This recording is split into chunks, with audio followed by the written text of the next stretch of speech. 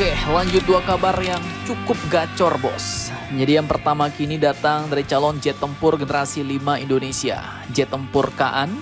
Yang kabar mantapnya kini, jet tempur ini pun katanya bakal diproduksi di Indonesia. Menurut kabar media nasional Turki, bos. Nah loh, lantas bagaimanakah beritanya? Dan apa saja kerjasamanya? Setelah ini kita kupas. Kemudian kabar kedua nanti, breaking news nih.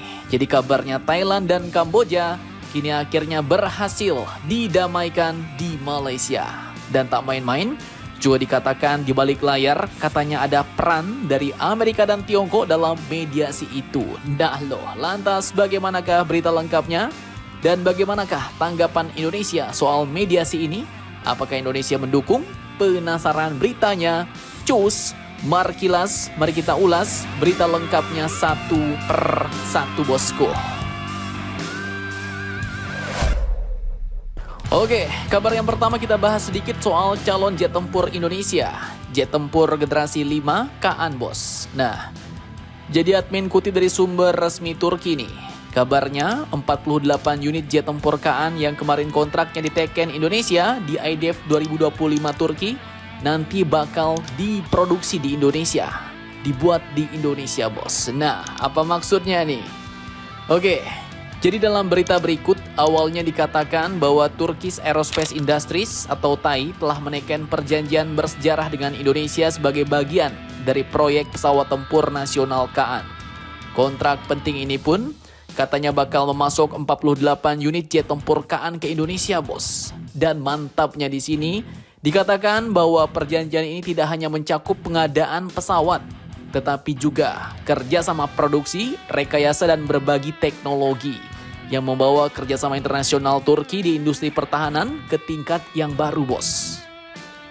Dan dalam pernyataan yang dirilis oleh TAI, kerjasama ini pun katanya juga mencakup detail perjanjian dengan PT Republik Aero Dirgantara dan PT Dirgantara Indonesia, di mana berdasarkan perjanjian tersebut, katanya 48 unit jet tempur Kaan bakal dikirimkan ke Indonesia.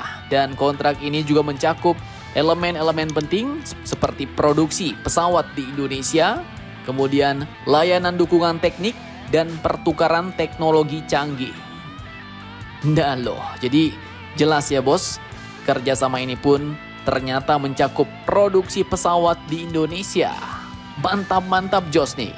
Tapi admin belum tahu pasti apakah produksi ini maksudnya dibuat dari awal di Indonesia, dari nol dibuat sampai jadi di Indonesia, sehingga Indonesia nantinya juga punya fasilitas produksi sampai ke tingkat komponennya, atau ini maksudnya dirakit, bos. Jadi komponen-komponennya beli di Turki, kemudian nanti dirakit di Indonesia sampai jadi pesawatnya. Nah, apakah seperti ini? Admin kurang tahu, bos. Namun yang jelas, kerjasama ini secara langsung bakal meningkatkan kapasitas industri pertahanan Indonesia. Dan harapannya ya, semoga di masa depan, negara kita Indonesia dapat membangun jet tempurnya sendiri, bos. Mantap, jos. Oke, lanjut kabar kedua terkait Thailand Kamboja. Jadi seperti yang kalian tahu di video sebelumnya, admin kabarkan bahwa para pemimpin Thailand dan Kamboja hari ini bertemu mediasi di Malaysia, bos. Dan kini dikutip dari media berita Al Jazeera dan juga diwartakan oleh CNBC Indonesia nih. Ketegangan di perbatasan Thailand dan Kamboja akhirnya kini mencapai titik balik di meja perundingan, bos. Setelah berminggu-minggu konflik berdarah yang menewaskan sedikitnya 35 orang dan memaksa lebih dari 270.000 warga sipil mengungsi dari rumah mereka, kini secercah harapan pun muncul dari jantung diplomasi Asia Tenggara, yaitu di Putrajaya, Malaysia. Di kediaman resmi Perdana Menteri Anwar Ibrahim, dua pemimpin Asia Tenggara, pejabat PM Thailand, Phumtham Wechayachai, dan PM Kamboja, Hun Manet, akhirnya duduk satu meja, bos. Dan hasilnya, gencatan senjata langsung tanpa syarat yang mulai berlaku pada tengah malam ini waktu Bangkok dan Phnom Penh atau pukul 17 GMT tanggal 28 Juli. Dan perlu kalian tahu, bos, bahwa perundingan ini pun bukan sekedar pertemuan biasa. Pasalnya di balik layar disebutkan ada dua kekuatan besar dunia ikut bermain, yaitu Presiden Amerika Donald Trump dan pimpinan Tiongkok disebut-sebut terlibat langsung dalam komunikasi intensif dengan para pemimpin kawasan, termasuk Malaysia. Bahkan, Menteri Luar Negeri Amerika yaitu Marco Rubio menyebutkan bahwa tim Amerika sudah berada di lapangan di Malaysia untuk mendukung proses damai ini. Dan hari ini akhirnya Thailand dan Kamboja gencatan senjata bos, alias secara resmi akan menghentikan peperangan. Hari ini kami memiliki pertemuan yang sangat baik dan hasil yang sangat baik, ujar Hun Manet PM Kamboja. Sambil menyebut bahwa Paman Donald sebagai sosok tegas yang membantu membuka jalan menuju gencatan senjata. Dan dari sebelah Thailand, meskipun sebelumnya mereka skeptis terhadap niat baik Kamboja, Phum Tham akhirnya sepakat bos. Katanya kami akan melaksanakan gencatan senjata ini dengan itikat baik dari kedua belah pihak.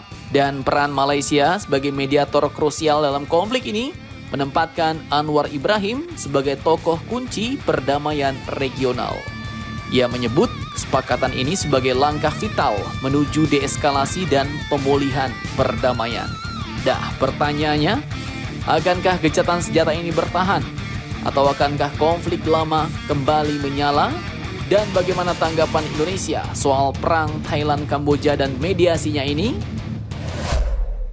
Nah, dari pihak kita Indonesia sendiri sebelumnya juga telah mengapresiasi nih bos tindak tanduk Malaysia dan siap mendukung Malaysia untuk mendamaikan Kamboja Thailand. Hal ini pun dinyatakan langsung oleh Kementerian Luar Negeri Indonesia yang telah menyatakan kesiapan untuk membantu Malaysia meredakan ketegangan antara Thailand dan Kamboja. Diketahui Malaysia saat ini adalah Ketua ASEAN 2025 bos. Juru bicara Kemenlu, Roy Sumirat, mengatakan bahwa saat ini kita juga sudah sampaikan kesiapan kita untuk bantu Malaysia. Mengingat banyak pengalaman kita di tahun 2011 lalu untuk meredakan ketegangan di antara kedua negara saat itu. Kemudian di lain sisi, Guru Besar Hukum Internasional dari Universitas Indonesia yaitu Bapak Hikmahanto Juwana juga menyebut bahwa Indonesia sebenarnya juga pernah memainkan peran serupa saat SBY menjabat sebagai Presiden Indonesia sekaligus Ketua ASEAN dulu bos. Di mana Pak SBY dulu katanya juga pernah membantu memediasi konflik antara Thailand dan Kamboja pada tahun 2011 silam. Namun Hikmahanto menekankan bahwa situasi saat ini berbeda karena posisi Ketua ASEAN dipegang oleh Malaysia. Makanya itulah sebabnya mengapa Indonesia nggak langsung bergerak mendamaikan konflik bos. Jadi menunggu mandat dari Ketua ASEAN tahun ini dulu. Nah, namun untungnya konflik ini pun kini telah mencapai titik balik dan sudah terjadi gencatan senjata. Dan harapannya ya, semoga gencatan senjata ini dapat awet dan bertahan lama sampai teken perjanjian mengakhiri peperangan. Amin. Nah, jadi bagaimana menurut kalian tentang hal ini? Jangan lupa komentar, tetaplah kalian barbar dan jangan santuy terus demi Indonesia tangguh. Salam Indomax Indo Magazines.